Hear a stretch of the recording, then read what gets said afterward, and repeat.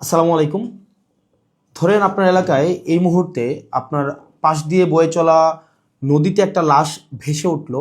তখন আপনি তৎক্ষণাৎ পুলিশকে খবর দিলেন যে এই লাশটাকে উদ্ধার করার জন্য, যে এই লাশটা এসে উদ্ধার করে পোস্টমর্টেম করে যে আইনগত প্রক্রিয়া আছে সেগুলো মেনটেন করার জন্য পুলিশ আসলেন।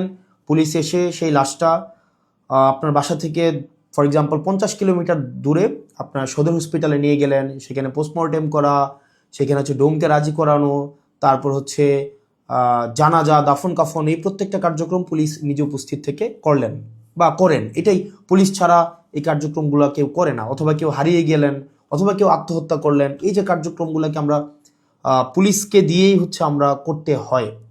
এখন কয়েকটা প্রশ্ন এখানে।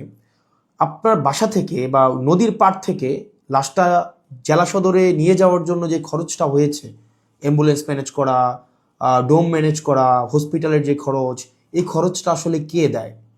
এই খরচটা দেয় হচ্ছে সেখানে নিয়োজিত যিনি দায়িত্বপ্রাপ্ত এসআই, কনস্টেবল বা যিনি যান, পুলিশের যে সদস্য যান, তাকেই কিন্তু এই খরচটা বহন করতে হয়। যেই 10-15 হাজার টাকা খরচ হয়, তাকে এই খরচটা বহন করতে হয়।